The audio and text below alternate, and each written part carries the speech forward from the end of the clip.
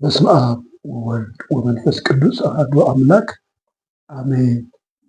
እንደምን አላችሁ ተከታዮቼ፣ ተመልካቾቼ፣ አድማጮቼ? እኔ በጣም ደህና ነኝ።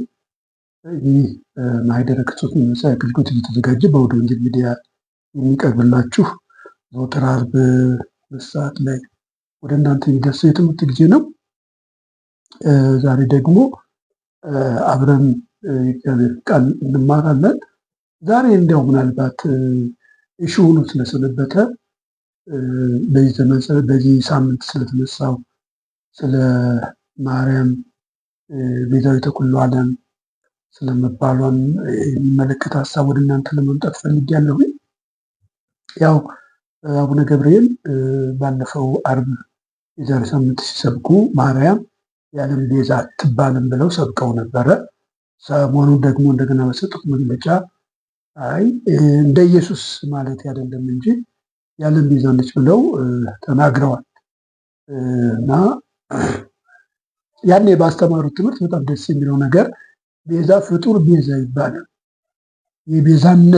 ቤዛነት የተሰጠው ወይም ቤዛ የሆነው ክርስቶስ ብቻ ነው።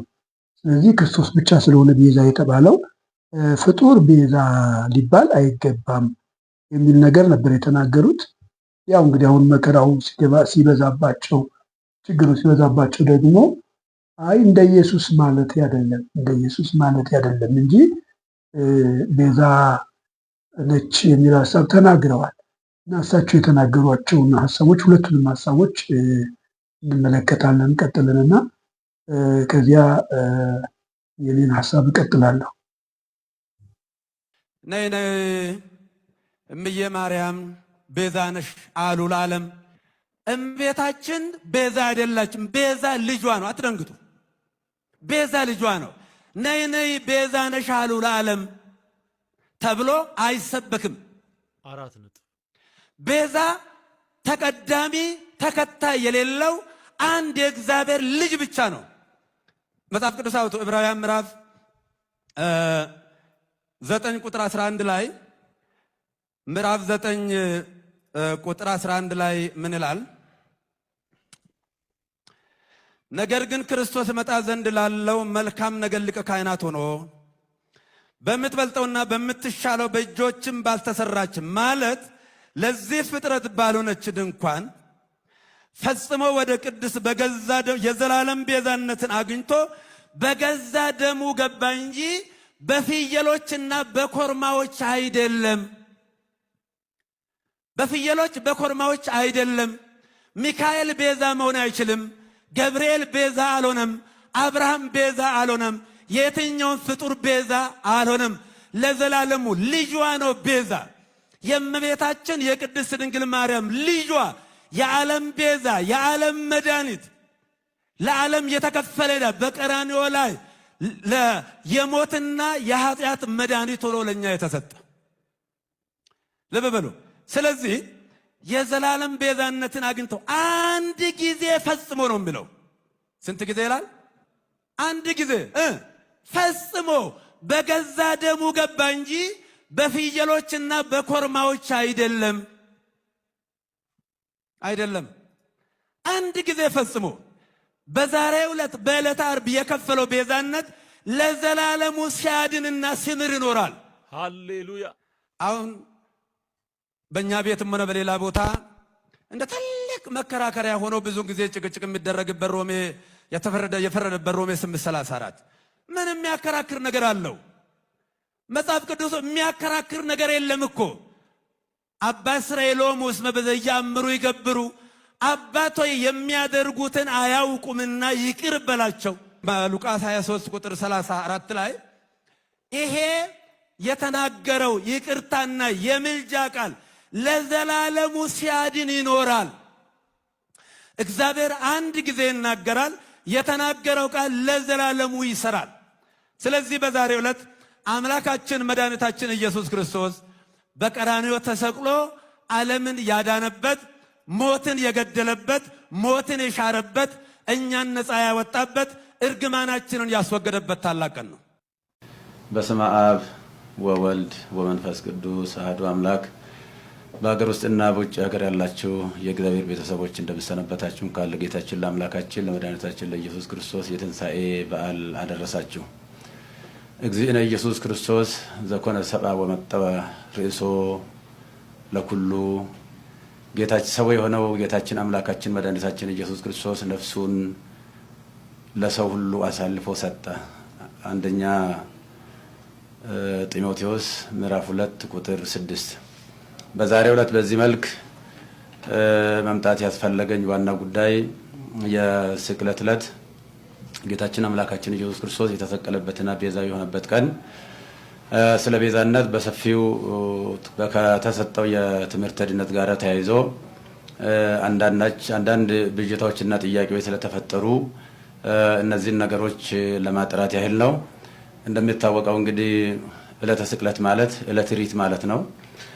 ጌታችን አምላካችን መድኃኒታችን ኢየሱስ ክርስቶስ ለኛ ካለው የማይለካ ፍቅሩ የተነሳ በአጭር ቁመት በጠባብ ደረት ተወስኖ ተይዞ ታስሮ ተደብድቦ እርቃኑን ሆኖ በመስቀል ላይ ተሰቅሎ ለዓለም ፍጹም ቤዛ ሆኖ የማይደገም ቤዛ ሆኖ በጊዜና በሁኔታ በቦታ የማይወሰን ቤዛ ሆኖ የዘላለም ቤዛነቱን አግኝቶ ወደ ቅድስ በገዛ ደሙ የገባበትና ለአዳም የሰው ዘር ሁሉ በእኛ ፈንታ የታሰረበትን ታላቅ ቀን ነው የምናከብረው በየዓመቱ። እና ሲተነተን ቤዛነት በአራት እንደሚከፈል ይታወቃል። ከዛም በላይ ሊሄድ ይችላል። በእርግጠኛ በአራት ብናይ በጣም ጥሩ ነው። የገንዘብ ቤዛ አለ፣ የቁስ ቤዛ ማለት ነው። የእንስሳ ቤዛ አለ፣ የሰው ቤዛ አለ።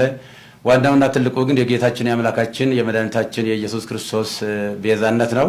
እና ይሄ ስለ ነገረ ድነት በሰፊ በሚሰጥበት ሰዓት እነዚህ ምንም ከቁስ ጀምሮ እስከ ሰው ያሉ ሁሉ ቤዛ መሆን ቢችሉ የጌታችን የአምላካችን የመድኃኒታችን ኢየሱስ ክርስቶስን ፍጹም ቤዛ ሊተኩ የማይችሉ ናቸውና በፍጡርና በፍጡራን መካከል ያለውን ቤዛነት ለመለየት በተለይም ጌታችን አምላካችን መድኃኒታችን ኢየሱስ ክርስቶስ ስለ ስርየተ ኃጢአት በመስቀል ላይ ተሰቅሎ በከፈለው ቤዛነት ስም ፍጡር ሊጠራ አይችልም በሚል የሰጠው ትምህርት ብዙ ምእመናንን አደናግሯል። ከአውዱ ውጪ አንዳንድ ሰዎች ቃሉን አጣመው በመተርጎም ጦርነት በመቀስቀስ ህዝቡን በማነሳሳት በተለይም ደግሞ ደጋጎች ምእመናንን በጣም አሳዝኗል።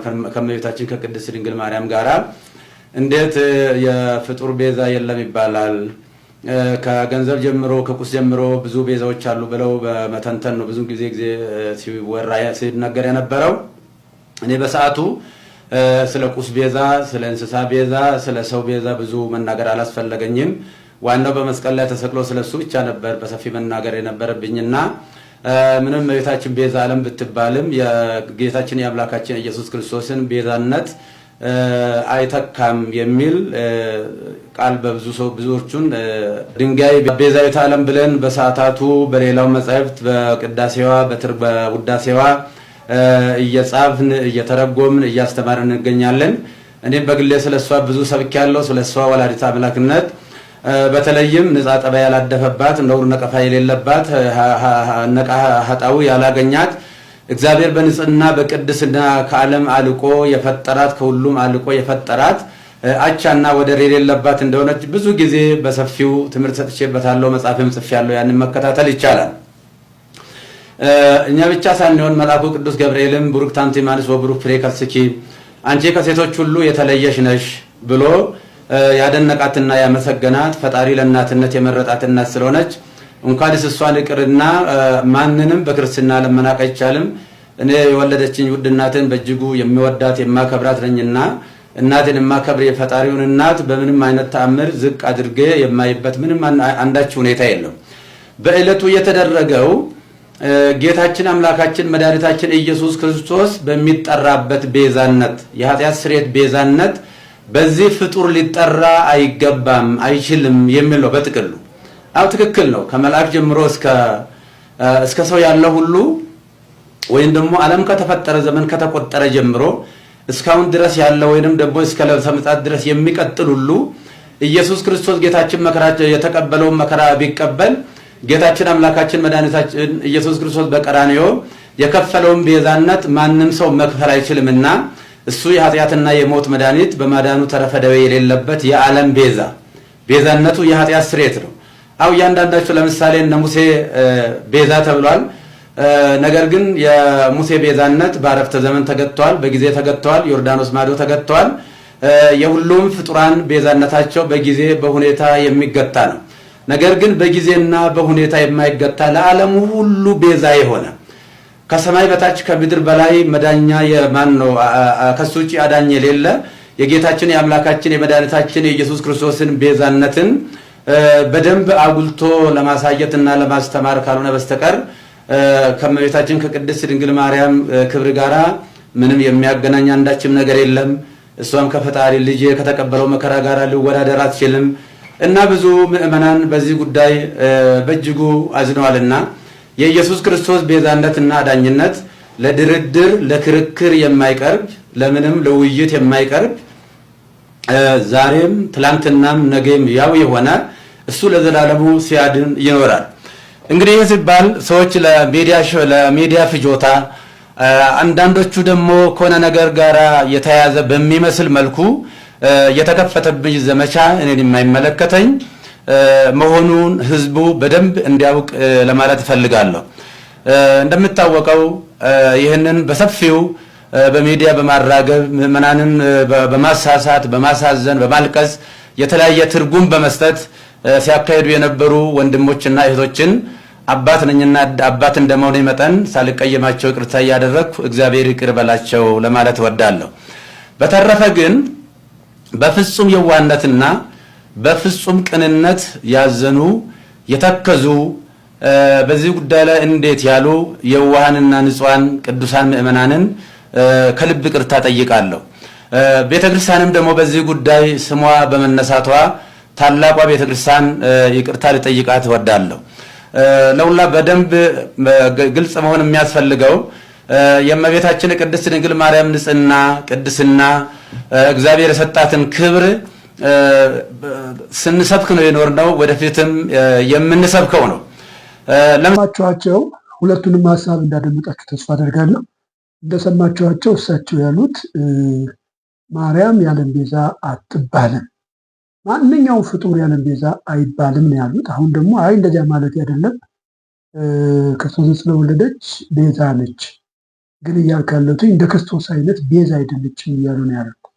ግን የሚገርመው ነገር መጽሐፍ ቅዱስ አንድ ቤዛ እንዳለን ነው የሚነግረን። የክርስቶስን አይነት የቤዛነት ስራ ሌላ የሰራ አካል አለ። ምናልባት የክርስቶስን ከመናገሬ በፊት ስለ ማርያም ቤዛነት አንዳንድ ነገር ልንገራችሁ። የማርያም ቤዛነት የተሰጣት የክርስቶስ አይነት ቤዛነት ነው። ምናልባት ይህንን መቀበል ሊከብድ ይችላል፣ ሊያቅት ይችላል እንጂ ማርያም የተሰጣት የክርስቶስ አይነት ቤዛነት ነው። የሚገርም ነገር ነው። ስለ እሷ ቤዛነት የተናገሩ አንድ ሁለት ክፍሎችን ማንሳት እፈልጋለሁ። ስለ እሷ ቤዛነት የተነገሩ ነገሮችን ማለት ነው። እንግዲህ በኦርቶዶክስ እምነት ወይም ማስተምሮ መሰረት ማርያም ልክ እንደ ክርስቶስ አይነት ቤዛ ነች። ምክንያቱም ክርስቶስ ቤዛ የሆነው ለነፍስ ነው። ለስጋ አይደለም ቤዛ የሆነው። ማርያምም ለነፍስ ነው ቤዛ የሆነችው። መጽሐፈ አርጋኖን ያልመሰላችሁ ስጋ የለበሰ ሁሉም መመኪያ ድንግል ሆይ ነፍስ የተዋሃዳቸው ፍጥረት ሁሉ አክሊል የዓለም ሁሉ ቤዛ ነፍሴን ከክፉ ነገር ወደ ገሃነም ከምትወስድ የጥፋት መንገድ አድኛት ይላል። አያችሁ፣ ነፍስ የተዋሃዳቸው ፍጥረት ሁሉ አክሊል የዓለም ሁሉ ቤዛ ነው። የዓለም ሁሉ ቤዛ። ስለዚህ ከነፍስ ጋር ተያይዞ ነው የእሷ ቤዛነት የቀረበው እንጂ እንደው ሙሴ እንደተባለ አይደለም፣ ገንዘብ እንደተባለ አይደለም። በነገራችን ላይ እነሱ ቤዛ ቢባሉ ትክክል ነው። ለምንድን ነው ካላችሁ፣ ለምሳሌ ሙሴ የእስራኤል ቤዛ ነው፣ ነፃ አውጭ ነዋ። እስራኤልን ነፃ አውጥቷል። ገንዘብም አንድ ሰው በተቸገረ ጊዜ ከችግሩ ነፃ የሚወጣበት ቤዛ ነው። ያን ሰው ከችግሩ ነፃ ያወጣዋል። ማርያም ግን እንደዚህ ያደረገችው የት ጋ ነው? እና የቤተክርስቲያን ሰዎች ያለምንም ምፍረት ያለምንም ችግር ማርያም የነፍስ ቤዛ እንደሆነች ነው እየተናገሩ ያሉት። አንድ በጣም እዚያ መጽሐፈ ሰዓታት ላይ በጣም የሚገርም አንድ ነገር ተቀምጧል።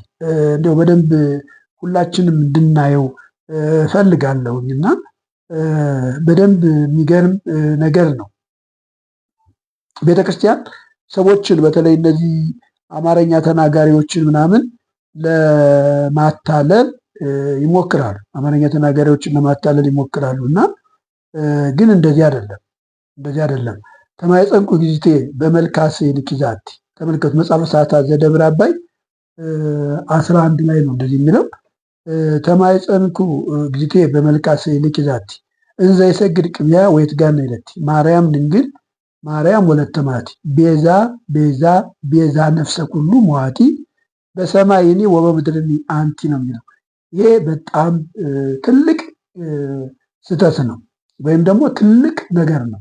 አሁን ይሄ ማርያምን በሰማይም በምድርም ምን ይላል መሰለህ? ተማይፀንኩ ጊዜቴ በመልካሴ ልኪዛቲ በመልካስልሽ በዚያች በመልካስልሽ ማርያም ወይ አንቺን ተማጸንኩ ነው የሚለው። እንዘ ይሰግድ ቅድሚያ ወይትጋና ይላቲ በፊቷ እየሰገድኩ ወይትጋና ይላቲ ማለት እንግዲህ ገናዬ ተገዛ አስገዛ ይላል፣ ገና ያመለከ ይላል። እያመለኳት እንደማለት ነው። እሺ እነሱ ምናልባት ይሄ መገዛት ነው ብሎ እንኳ ስለሚሉ መገዛት እየተገዛሁላት እየሰገድኩላት በመልካስልሽ ተማጸንኩ ይላል። ማርያም ድንግል ማርያም ወለተ ማቲ ማርያም ድንግል ማርያም የማቲ ልጅ ድንግል ማርያም ይልና ቤዛ ቤዛ ቤዛ ነፍሰ ኩሉ መዋቲ። አያችሁ፣ ቤዛ ቤዛ ቤዛ። ይሄ አጽንኦት ለመስጠት የሚደጋገም ቃል እና ይሄ ምንድን ነው ማለት ነው? እርግጠኛ ነው እና የሟች ነፍስ ሁሉ ቤዛ የሟች ነፍስ ሁሉ ቤዛ አንቺ ነሽ። የሟች ነፍስ ሁሉ ቤዛ የሟች ነፍስ ሁሉ ቤዛ በሰማይና በምድር አንቺ ነሽ ነው። የሟች ነፍስ ሁሉ ቤዛ በሰማይና በምድር አንቺ ነሽ። በሰማይም በምድር የሟች ነፍስ ሁሉ ቤዛ ቤዛ ቤዛ አንቺ ነሽ ነው። የሟች ነፍስ ሁሉ ቤዛ። አያችሁ እንግዲህ ሌላ ቤዛ የለም ማለት ነው። በሰማይም በምድር የሚሞት ሁሉ ነፍስ ቤዛ እሷ ከሆነች ሌላ ቤዛ የለም ማለት ነው። ስለዚህ ቤተክርስቲያን ድንግል ማርያምን ቤዛ ነው የምትላት። ቤዛ ናት ስትላት ልክ እንደ ክርስቶስ ነው። እኛ ቤዛ አይደለችም ብለን የምንናገረው ከዚህ የተነሳ ነው። መጽሐፍ አይልም እያልን አይደለም። መጽሐፍ ይላል፣ ይኸው እየተናገርን ነው። አባ ጊዮርጊስ ዘጋስጫ ይላል፣ መጽሐፍ አርጋኖን ይላል፣ በያሬድ ስም የተደረሱ አንዳንድ ድርሰቶች ይላሉ። ለምሳሌ ዮም ፍስሐ ኮነ በእንተ ልደታ ለማርያም ከመ ትቤዙ ጻድቃነ ወኃጥአነ ዮም ተወልደት ከመ ትቤዙ ጻድቃነ ወኃጥአነ ይላል። ኃጥአንና ጻድቃንን ትቤዥ ዘንድ ዛሬ ድንግል ማርያም ስለተወለደች በድንግል ማርያም ልደት ፍስሐ ደስታ ሆነ ተብሎ ተቀምጧል። እኛ መጽሐፍ አይልም እያልን አይደለም እየተናገርን ያለነው። በጭራሽ መጽሐፍ እንኳ የስተት ትምህርት ነው እያልን ያለነው። ሰውየውም መጀመሪያ የተናገሩት ይህንን ነው። ፍጡር በምንም ታምር ቤዛ ሊሆን አይችልም ያለ። ፍጡር በምንም ታምር ቤዛ ሊሆን አይችልም። ምክንያቱም ፍጡር ቤዛ ከሆነ እግዚአብሔር ልጁን ከሰማይ መላክ የለበትም። እግዚአብሔር ልጁን ከሰማይ መላክ የለበትም። እግዚአብሔር ልጁን ከሰማይ የላከው ፍጡር ቤዛ መሆን ስለማይችል ነው። ይህንን ነው ቅዱሳት መጻሕፍት አስረግጠው የሚነግሩ። ለምሳሌ ስለ ኢየሱስ ቤዛነት መጽሐፍ ቅዱስ አስረግጦ ይነግረናል። የእግዚአብሔርን ቃል እንዲህ የእግዚአብሔር ቃል ምንድን ነው የሚለው? ቤዛ ለመሆን ምን ያስፈልጋል ከተባለ አንድን አካል ተክቶ ወይ ስለ አንድ አካል ራስን አሳልፎ መስጠት ጠይቃል። ስለ አንድ አካል መወከል ያስፈልጋል። ለምሳሌ ሙሴ ቤዛ ነው ሲል እስራኤልን ስለታደገ ነው። እስራኤል ነፃ ስላወጣ ለምሳሌ እግዚአብሔር በእኛ ላይ ሹምና ፈራጅ ያደረገ ማን ነው ያለውን ያንን ሙሴን እግዚአብሔር በመላኩ በታየው በቁጥቋጦዎች ሹምና ቤዛ አድርጎ ላከው ሲል ሙሴ የእስራኤል ቤዛ ነው። ስለዚህ የእስራኤል ቤዛ ስለሆነ እስራኤልን ነፃ አውጥቷል። ግን ድንግል ማርያም የትኛውን ሰው ነው ነፃ ያወጣችው ነው? እኛ ኢየሱስ ክርስቶስን ከመውለድ ውጭ ነፃ ያወጣችው የትኛውን ሰው ነው? የትኛው ሰው በእሷ ነፃ ወጥቷል? ይኸውላችሁ የኢትዮጵያ ቤተክርስቲያን እኮ እያለች ያለችው ለምሳሌ ቅድም ባነበብኩት ክፍል የነፍስ ሁሉ ቤዛ በሰማይና በምድር የነፍስ ሁሉ ቤዛ አንቺ ነሽ ነው ያለችው። የነፍስ ሁሉ ቤዛ አንቺ ነሽ። ታምረ ማርያም ላይ ሄደን ብናነብ ብዙ ቤዛ ሁሉ ዓለም ነው የሚለው። ቤዛ ያንም ሁሉ ቤዛ አንቺ ነሽ። እንዲያውም እመቤታችን ታምረ 12 ላይ ገብታችሁ ስታነቡ እመቤታችን ማርያምን የዓለም ቤዛ አድርጎ እንደፈጠራት ተመልከቱ ነው የሚለው። በነገራችን ላይ ትርክትም አለ። እሷ የዓለም ቤዛ እንደሆነች የሚተረክም ትርክት አለ። እንዲያውም ለሰው ስትል እንደሞተች ሁሉ የሚተርክ መጽሐፍ አለ። ነገረ ማርያም የሚባለው መጽሐፍ መዝገበ ጸሎት ውስጥ ነው። መዝገበ ጸሎት ገጽ 995 ላይ ነገረ ማርያም እንደዚህ ይላል እና ነገረ ማርያም ምን ይላል? ጌታችን ኢየሱስ ክርስቶስ ወደ ማርያም መጥቶ ማርያምን ሙች አላት ይላል እና ማርያም አልሞትም አለች። ስለዚህ አልሞትም ስትለው ምንድን ነው ያደረገው? 9999 ነፍሳት በሲኦል አሳያት። 9999 ነፍሳት በሲኦል ተኮንነው አሳያትና ስታያቸው ምንድን ነው ጌታ ወይ ብላ ጌታን ጠየቀች። እነዚህ ሰዎች ማራቸው ይቅር በላቸው ብላ ስትጠይቅ አይ እነዚህማ ዝም ብሎ አይማርም፣ ዝም ብሎ መማር የለም። እኔ እኮ ዓለምን ያዳንኩት ሙቼ ተሰቅዬ ተገርፌ ነው። ስለዚህ ዝም ብሎ ምሕረት የለም ሲላት ታዲያ ምን ይሻላል ብላ ስትለው አንቺ ብትሞችላቸው ይድናሉ አላት ይላል እና በሚገርም ሁኔታ እነሱ የሚድኑ ከሆነ አንድ ጊዜ አይደለም 7 ጊዜ ልሙትላቸው ብላ ሞተች ይላል። 7 ጊዜ ልሙትላቸው ብላ ሞተች ይላል። የሚገርም ነው። ከዚያ ይቀጥልና ለፍጥረት ሁሉ መጽደቂያ ሆና ተገኝታለች። ስለዚህ ውህብት ስጡት አላት ይላል። አያችሁ፣ ለፍጥረት ሁሉ መጽደቂያ ሆና ተገኝታለች። ፍጥረት ሁሉ የጸደቀው በእርሷ ነው። ለእነዚህ ሰዎች ስለሞተች ምን አላት ነው የሚለው? ውህብት ስጡት አላት። ውህብት ማለት የተሰጠች ታልፋ የተሰጠች ለሰዎች። ውህብት ስጡት ተመሳሳይ ቃል ነው። ፈጽማ የተሰጠች ለሰዎች ነፍሳት እንዲዱ፣ ነፍሳት እንዳይኮነኑ፣ ነፍሳት ከሲኦል እንዲወጡ የተሰጠች ማለት ነው። ስለዚህ ድንግል ማርያም በኦርቶዶክስ አስተምህሮ መሰረት ለሰዎች ታልፋ የተሰጠች፣ እሷ ሙታ ሰዎችን ያዳነች፣ እሷ ሙታ ሰዎችን ከገሃነመ እሳት ያወጣች። ለዚህ ነው ኢየሱስ ክርስቶስ ያልሞተለት እሷ የሞተችላቸው ነፍሳት አሉ። የአዳምን ልጆች እሱ ሙቶ አድኗል። በዚህ በነገረ ማርያም መሰረት ግን እሷ ደግሞ የሞተችላቸው ሰዎች አሉ። ስለዚህ ከዚህ የተነሳ ቤዛዊተ ዓለም ሲሉ ኦርቶዶክሳውያን ምን እያሉ ነው ከተባለ እንደ ኢየሱስ ክርስቶስ ሙታ ራሷን አሳልፋ ሰጣ ሰዎችን ያዳነች እያሉ።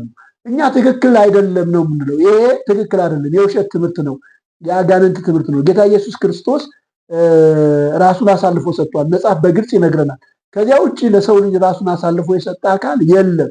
ለሰው ልጅ ራሱን አሳልፎ የሰጠ አካል አለ ከተባለ ይህ የስተት ትምህርት ነው ብለን ነው እኛ እየተከራከርን ያለ ነው። እሳቸውም የተናገሩት ይሄንን ፍጡር ቤዛ ሊሆን በፍጹም አይችልም። ምክንያቱም የሚሰጠው ነገር የለም። ሰው እኮ ኃጢአተኛ ነው። ሰው ኃጢአተኛ ስለሆነ ስለ ሰው መሞት አይችልም። ስለ ሰው ራሱን አሳልፎ መስጠት አይችልም። ኢየሱስ ክርስቶስ ራሱን አሳልፎ የሰጠው ጻድቅ ስለሆነ ነው፣ ቅዱስ ስለሆነ ነው፣ ፍጹም ስለሆነ ነው። አያችሁ፣ ፍጹም ስለሆነ ነው። ለዚህ ነው ምን ይለናል ሐዋርያው ጳውሎስ ሲናገር በሮሜ ምዕራፍ 3 ከቁጥር 20 ጀምሮ ይህም የሕግ ስራ በመስራት ሥጋ የለበሰ ሁሉ በእግዚአብሔር ፊት ስለማይጸድቅ ነው፣ ኃጢአት በሕግ ይታወቃል ይልና አሁን ግን በሕግና በነቢያት የተመሰከረለት የእግዚአብሔር ጽድቅ ያለ ሕግ ተገልጧል። እሱም ለሚያምኑ ሁሉ የሆነ በኢየሱስ ክርስቶስ በማመን የሚገኘው ጽድቅ ነው። ይቀጥልና ልዩነት የለምና ይላል። ሁሉ ኃጢአትን ሰርተዋል፣ የእግዚአብሔር ክብር ጎሏቸዋል። በኢየሱስ ክርስቶስ በሆነው ቤዛነት በኩል እንዲያው በጸጋው ይጸድቃሉ። አያት መጽሐፍ የሚነግረን ይህንን ነው። ሰው የሚጸድቀው በኢየሱስ ክርስቶስ በሆነው ቤዛነት በኩል። ሁሉ ኃጢአትን ሰርተዋል፣ የእግዚአብሔር ክብር ጎሏቸዋል። የሚገርም እኮ ነው። ማርያም ራሷ እኮ የኢየሱስ ክርስቶስ መድኃኒትነት አስፈልጓታል። ለዚህ እኮ ነው መድኃኒቴ ነው ያለችው። ጌታዬ በአምላኬና በመድኃኒቴ ነው ያለችው። ስለዚህ እሱ መድኃኒቷ ነው። እሱ ስለ እሷ ሞቷል፣ ስለ እሷ ራሱን አሳልፎ ሰጥቷል። ለዚህ ነው በኢየሱስ ክርስቶስ በሆነው ቤዛነት በኩል እንዲያው በጸጋው ይጸድቃሉ ይላል። መዳን በኢየሱስ ክርስቶስ በተደረገው የቤዛነት ስራ እንጂ በሌላ በማንም አይደለም ማለት ነው። ሐዋርያ ጳውሎስ አሁንም በኤፌሶን ምዕራፍ 1 ቁጥር 7 ላይ በውድ ልጁ እንደ ጸጋ ባለጠግነት መጠን በደሙ የተደረገ ቤዛነታችንን አገኘን ይላል። እርሱም የበደላችን ስርየት ነው። ተመልከቱት፣ በውድ ልጁ እንደ ጸጋው ባለጠግነት መጠን በደሙ የተደረገ ቤዛነታችንን አገኘን። አያችሁ፣ ቤዛነት የተገኘው በማን ነው ከተባለ በውድ ልጁ ነው። በውድ ልጁ በምን በኩል ይላል? በደሙ ነው።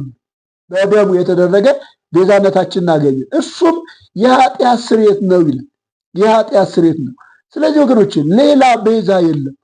ሌላ ቤዛ የለም። ሌላ ቤዛ ካለ ልክ እንደ ኢየሱስ ክርስቶስ ደሙን ማፍሰስ አለበት። ቤተክርስቲያንም ማርያምን ቤዛ ነች ስትል ይህንን ነው እያለች ያለችው፣ ግን ስህተት ነው። እኛ ቤዛ አልተባለችም አይደለም የምንለው መጽሐፍ የምንናገረው። ብዙ መጻሕፍት ቤዛ ነች ብለው ይናገራሉ፣ ግን ዋጭተዋል፣ ተሰስተዋል፣ ትክክል አይደሉም። እንደዚህ አይነት ሌላ ቤዛ የለም። ለእኛ ታልፎ የተሰጠ ደሙን ያፈሰሰ ስለኛ ዋጋ የከፈለ በመስቀል ላይ የተሰቀለ ኢየሱስ ብቻ ነው። ኢየሱስ ብቻ ነው። ይኸውላችሁ ሰዎች አንገራግረው ሰውየውን ቃል እንዲለውጡ በማድረጋቸው ትክክለኛ ትምህርት አይሆንም። ትክክለኛ ትምህርት አይሆንም። ስላንገራገሯቸው ነው። እሳቸው መጀመሪያ ትክክለኛውን እውነት ተናግረዋል። ትክክለኛውን ነገር ተናግረዋል። መጽሐፉ የሚለውን ተናግረዋል። ግን ስላንገራገሯቸው፣ ስላስፈራሯቸው፣ በስራቸው በህይወታቸው ስለመጡባቸው ቃላቸውን ለወጡ ማለት ትምህርቱ ትክክል ነው ማለት አይደለም። ትምህርቱ ስህተት ነው። እሳቸው ትክክለኛውን ነገር ነው የተናገሩት።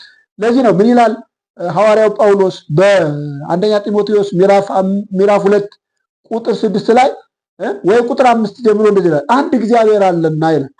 በእግዚአብሔርና በሰው መካከል ያለ መካከለኛ ደግሞ አንድ አለ፣ እርሱ ሰው የሆነ ክርስቶስ ኢየሱስ ነው ይልና ራሱን ለሁሉ ቤዛ ሰጠ። ይህም በገዛ ዘመኑ ምስክርነቱ ነበረ ይላል። አያችሁ፣ አንድ እግዚአብሔር አለ፣ በእግዚአብሔርና በሰው መካከል ደግሞ ምን አለ ይላል? አንድ መካከለኛ አለ። እርሱ ማን ነው ይላል? ሰው የሆነ ኢየሱስ ክርስቶስ ነው። ኢየሱስ ክርስቶስ ደግሞ ምን አደረገ ነው የሚለው?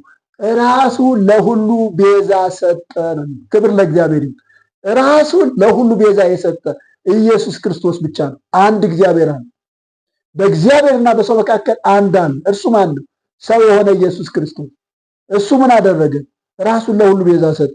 መጽሐፍ የሚነግረን ይህንን ነው። መቀበል አለመቀበል የእናንተ ኃላፊነት ነው። አለመቀበል ትችላላችሁ፣ ግን መቀበል አለመቀበል የእናንተ ድርሻ ሆኖ እግዚአብሔር ግን የሰጠው የቤዛ እሱን ነው።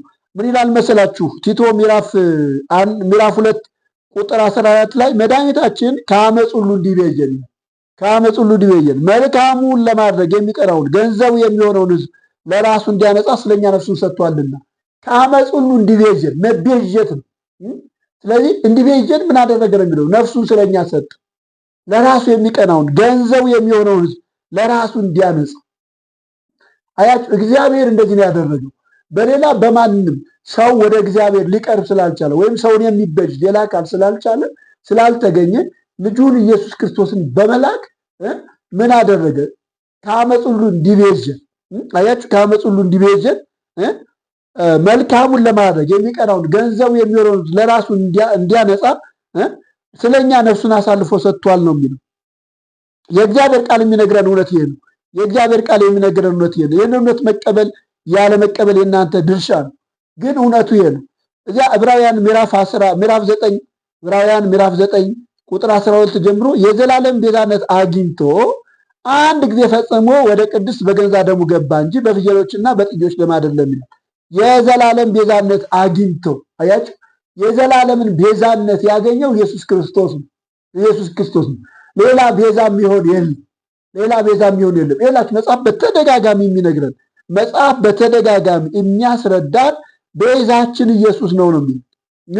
ቤዛችን ኢየሱስ ነው። ሌላ ቤዛ የለም። እዚህ ምድር ላይ እገሌ ቤዛ ነው የምንለው አካል የለም። ልክ ነው፣ ቃሉ የተለያየ ነገር ሊል ይችላል፣ ግን እሱ አይደለም ዋናው። አሁን እየተወራ ያለው ስለ ነፍስ ቤዛ ነው። ቤተክርስቲያንም ማርያምን ቤዛ ነች ስትል ስለ ነፍስ ነው። ለዚህ እኮ ነው እንዴ በቃ ቤዛ ነፍሰ ሁሉ ሟቲ በሰማይ ወበምድር አንቲ ተብሎ ነው የተቀመጠው። በሰማይና በምድር አንቺ የሟች ሰው ሁሉ ቤዛ አንቺ ነሽ። ይሄ አባ ጊዮርጊስ ዘጋስጫ ድርሰት ነው። አባ ጊዮርጊስ ዘጋስጫ ተሰስቷል። የያሬድ ድርሰት ስለተፈወዘበት ያሬድ አለ ለማለት አንችልም። ምክንያቱም ያሬድ ድርሰቱ ተፈውዟል። ምክንያቱም እሱ ካለፈ በኋላ ብዙዎች ተነስተው ድጓውን ስለበረዙት ያሬድ ድርሰት ነው ብለን አንችልም። ግን በዚህ ላይ የሚባለው ነገር በሙሉ ስህተት ነው። ቤተክርስቲያን ተሰስታለች። መመለስ ያስፈልጋታል፣ ታድሶ ያስፈልጋታል ስንል ለዚህ ነው። ቤዛውን ትታ ቤዛ ያልሆነ አካል አቁማለች። ቤዛን ትታ ቤዛ ያልሆኑ አካላት አስቀምጣለች። ማርያም ብቻ አይደለችም። ባይዘው መስቀል ቤዛ ነው። የተክለ ሃይማኖት መቃብር ቤዛ ነው። ብዙ ቤዛዎች አሉ። ሰዎች ሁሉ ቤዛ ናቸው። ሰዎች ሁሉ ቤዛ ናቸው። ግን ይሄን ሁሉ ብትል ይሄ ሁሉ እውነት አይደለም። ያለን ቤዛ አንድ ነው። እሱ ማን ነው? ኢየሱስ ክርስቶስ። መጽሐፍ በተደጋጋሚ የሚነግረን ይሄንን ነው። በኢየሱስ ክርስቶስ በተደረገው ቤዛነት እንዲያው በጸጋው ይጸድቃሉ ነው የሚለው። በደሙ የተደረገ ቤዛነትን አገኘን ነው የሚለው። እርሱ ራሱን ለሁሉ ቤዛ አሳልፎ ሰጠ ነው የሚለው።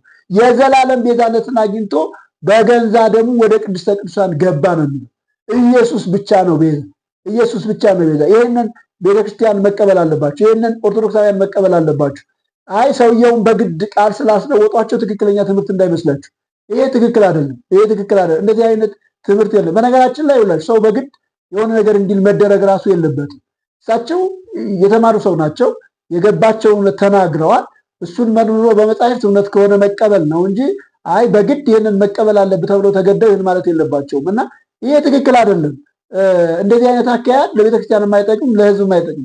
እኔ በዚህ አጋጣሚ ይህንን ቪዲዮ የምትሰሙ ሰዎች ልነግራችሁ የምፈልገው ነገር ምንድን ነው ካላችሁን፣ ቤተክርስቲያኒቱ የስህተት ትምህርት ነው እያስተማረች ያለችው።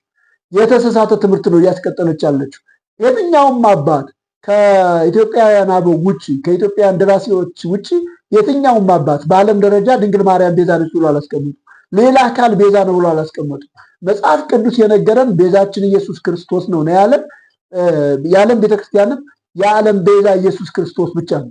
ሌላ ቤዛ የለም። ሌላ ቤዛ የለም። ዛሬ የዓለም መድኃኒት ተወለደ አለ እንጂ ዛሬ የዓለም መድኃኒት ተወለደች አይልም። የኢትዮጵያ ደራሲዎች ናቸው ይህንን የሚሉ። ስለዚህ ይሄ የተሳሳተ ትምህርት ነው። ከዚህ ትምህርት ቤተክርስቲያን እንድትመልሽ እንጋብዛለን። አባቶች ሊቀ ጳጳሳቱ ኃላፊነት አለባቸው። ይህንን ትምህርት አስተካከላችሁ ትክክለኛውን ትምህርት እንድታስተምሩ ጥሪ እናቀርባለን።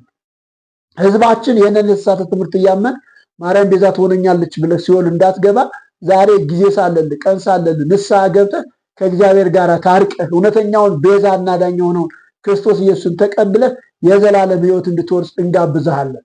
ሌላ ቤዛ የለም። ቤዛችን ኢየሱስ ክርስቶስ ብቻ ነው። በሰማይና በምድር ላለው ቤዛ ኢየሱስ ነው እንጂ ማርያም አይደለችም። ማርያም ሙታለች፣ መቃብሯ አለ፣ በምድር ላይ አለ ዛሬ መቃብሯ ማለት ነው። ስለዚህ ይህንን ማስተላለፍ ፈልጋለሁ። አውደ ወንጌል ሚዲያን ሰብስክራይብ አድርጉ። መልዕክቱ እንዲተላለፍ ደግሞ ሌሎች ሸር አድርጉ። ተባረኩ።